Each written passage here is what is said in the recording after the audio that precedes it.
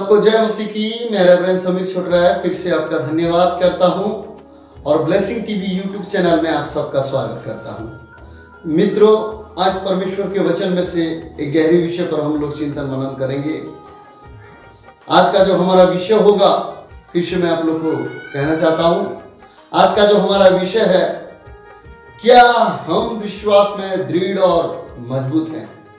सो आइए हम ज्यादा देरी ना करते हुए, समय को अवसर देते हुए हम आज के इस संदेश को शुरू करें प्रार्थना के साथ। आइए हम प्रार्थना के साथ आज के इस संदेश को शुरू करें। सामर्थ्य अनुग्रहकारी पवित्र परमेश्वर प्रभु, हम आपका धन्यवाद देते हैं आपके पुत्र यीशु मसीह के नाम से प्रभु जी। और हम प्रार्थना करते हैं आज जब आपके वचन में से सीखने के लिए जाते हैं कि प्रभु जी हमें आप में विश्वास करना है और उस विश्वास में दृढ़ और मजबूत होना है। परमेश्वर आप हमें सिखाइए, आप हमें समझाइए और आज के संदेश के द्वारा प्रभु जी हमारे आत्मिक जीवन में एक अद्भुत उन्नति को दीजिए, ताकि आपके राह पर हम चलें और विजय प्राप्त कर सकें। धन्यवाद देते हैं, हम सब आपके हाथ में समर्पित होते हैं और इस प्रार्थना को हमारे प्रभु यीशु के नाम से करते हैं पिता। सब बोलेंगे आमीन आमीन। मेरे मित्रों, परमेश्वर का वचन में लिखा गया है, यूहन्ना रचित सुसमाचार 20 अध्याय और उसका 27 वचन में ऐसे हम पढ़ते हैं। तब उसने थोमा से कहा, अपनी उंगली यह लाकर मेरे हाथों को देख और अपना हाथ लाकर मेरे पांजर में डाल और अविश्वासी नहीं परंतु विश्वासी हो। Hallelujah hallelujah. यहां परमेश्वर चाहता है मेरे मित्रों कि हम अविश्वासी नहीं परंतु विश्वासी हो। वचन कहता है कि जैसे हम खेत में हल चलाते हैं तो जैसे उस खेत का रूप होता है, कि उसी प्रकार यीशु मसीह को इस प्रकार से कोड़े से मारा गया था कि उसके पांजर और उसके जो शरीर था उसी प्रकार हो गया था। और ये सारी चीजों को, ये सारी बातों को थोमा देख रहा था। और जब यीशु मसीह मारा जाता है, गाड़ दिया जाता है और तीसरे दिन जी उठता है और लोगों को दिखाई देने लगता है, चेलों को दिखाई देने लगता है। और चेले जब आकर इस बात को बोलते हैं, थोमा सुनते हुए कहता है कि मैं विश्वास नहीं करता जब तक मैं यीशु मसीह के हाथों में अपनी उंगली को ना डाल लूं, उसके पांजर में अपनी उंगली को ना डाल लूं, मैं विश्वास नहीं करता। और उसके बाद फिर प्रभु यीशु मसीह थोमा पर, चेलों पर प्रकट होते हैं और थोमा को इस बात को कहते हैं कि तू अपनी उंगली को ला, मेरे हाथों में डाल, मेरे पांजर में अपनी उंगली को डाल और अविश्वासी नहीं परंतु विश्वासी हो। आगे को हम देखते हैं मेरे मित्रों, थोमा प्रभु यीशु मसीह को देखकर कहता है कि मैं प्रभु विश्वास करता हूं। Hallelujah hallelujah. कई बार ऐसा होता है मेरे मित्रों कि हम अपने जीवन में अपने विश्वास को खो देते हैं, हम अपने विश्वास में कमजोर हो जाते हैं।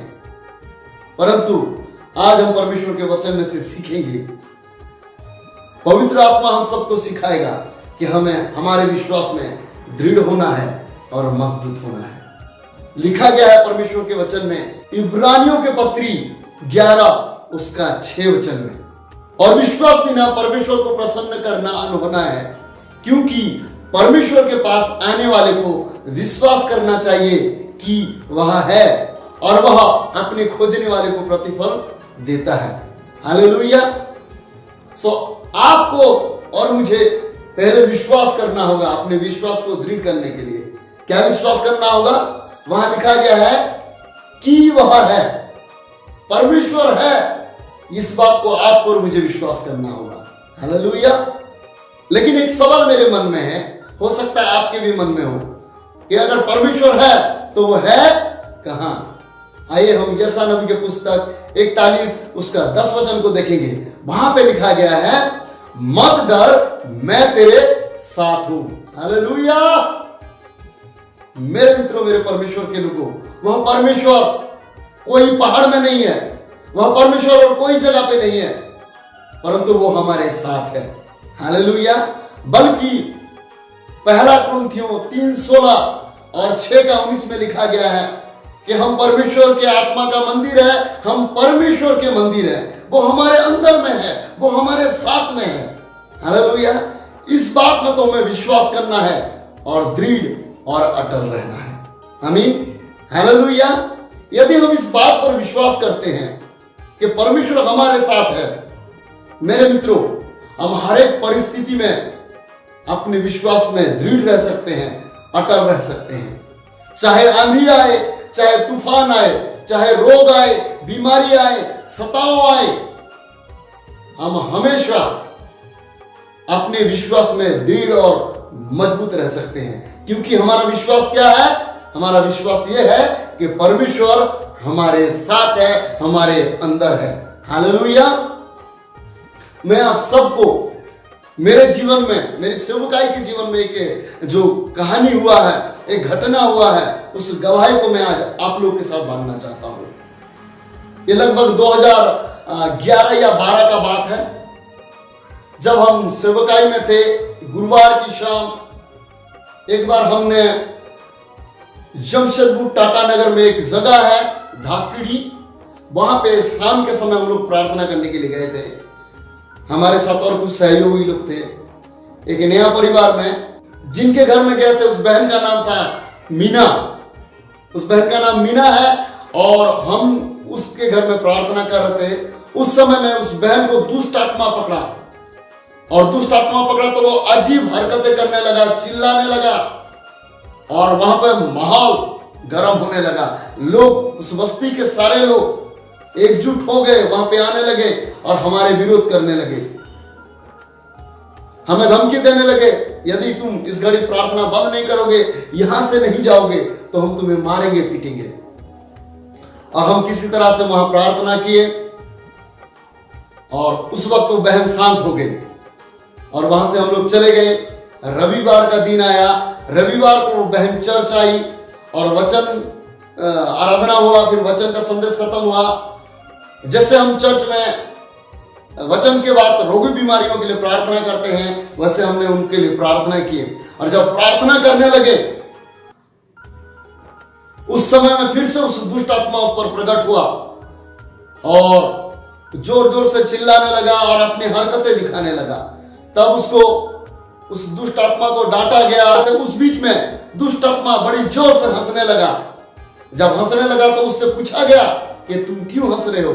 उसने कहा, गुरुवार के शाम तुम मीना के घर में प्रार्थना करने के लिए तुम लोग गए थे और वहां पे एक बड़ी भीड़ इकट्ठा हो गया था तुम सबको मारने के लिए। मालूम है किसने भेजा था? जब हम उसको पूछे कि किसने भेजा था, तब दुष्ट आत्मा ने इस प्रकार से उत्तर दिया, तो तुम लोग को मारने के लिए मैंने भेजा था। मेरे मित्रों, ये सोचने वाली बात है कि ऐसी परिस्थिति में दुष्ट आत्मा कैसे काम करती है। लेकिन हमने हिम्मत के साथ और बड़ी जोश के साथ उस दुष्ट आत्मा को उत्तर दिया। हमने कहा, यदि तुमने भेजा था तो हमें क्यों नहीं मारा, हमारा कुछ क्यों हानि नहीं किया? उस दुष्ट आत्मा ने इस प्रकार से गवाही दिया, हम आपको कैसे मार सकते थे, क्योंकि आपके चारों ओर स्वर्गदूत लोग नंगी तलवार लेके खड़े थे तुम लोग के सुरक्षा के लिए। हालेलुया।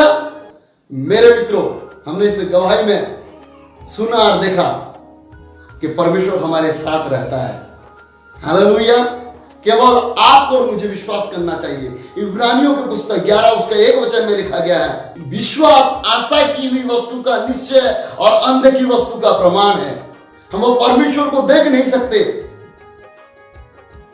लेकिन फिर भी हम उस पर विश्वास करते हैं। इसमें तो आपको और मुझे दृढ़ और अटल रहना है। हालेलुया। और यदि हम इस विश्वास में दृढ़ और अटल रहेंगे, चाहे कोई भी परिस्थिति हो, कोई भी समस्या हो, हर एक परिस्थिति में हम मजबूत खड़े रह सकते हैं। अपने आत्मिक जीवन में हम उन्नति को पा सकते हैं। हालेलुया।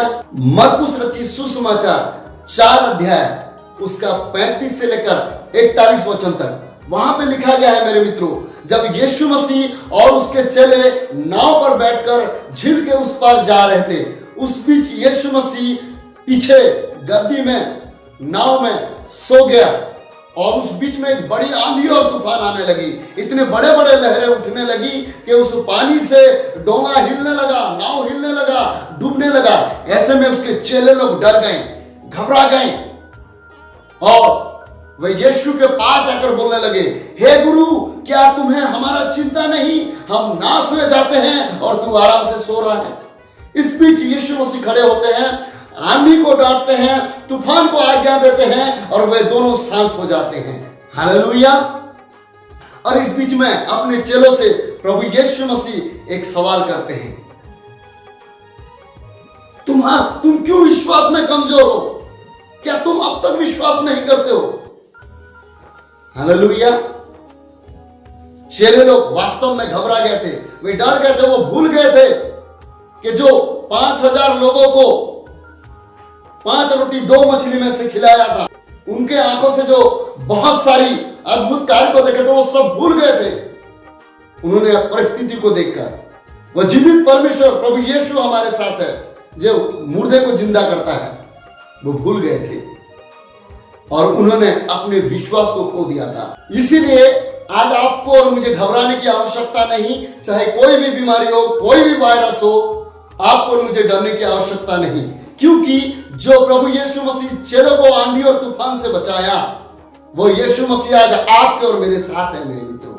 इसलिए आइए हम इस विश्वास में दृढ़ हो जाएं, मजबूत हो जाएं और परमेश्वर के साथ साथ चलें। आइए हम प्रार्थना करें। खुदाबंद यीशु प्रभु, हम आपका धन्यवाद देते कि आपके जीवित वचन में से हमने सुना है और सीखा है कि हमें प्रभु जी आप हमारे साथ रहते हैं और इस विश्वास में हमें दृढ़ और मजबूत होना है। आप हमें सिखाइए, आप हमारी अगुवाई करिए। धन्यवाद देते हैं, हम सबको आशीष दीजिए। प्रभु यीशु के नाम से इस प्रार्थना को करते हैं पिता, आमीन। सबको जय मसीह की। Bye bye, God bless you. यदि ये वीडियो आपको अच्छा लगा और आप इस वीडियो से, इस संदेश से कुछ सीखें, तो अपने मित्रों के साथ, चाहने वालों के साथ, अपने दोस्तों के साथ इस वीडियो को शेयर करें। और यदि अब तक आपने हमारे YouTube चैनल को सब्सक्राइब नहीं किए हैं तो सब्सक्राइब कर दें और बेल आइकन को दबा दें, ताकि जब भी हम नई वीडियो अपलोड करें तो सबसे पहले जानकारी आपको मिल सके। हम आपका धन्यवाद करते हैं हमें प्यार देने के लिए।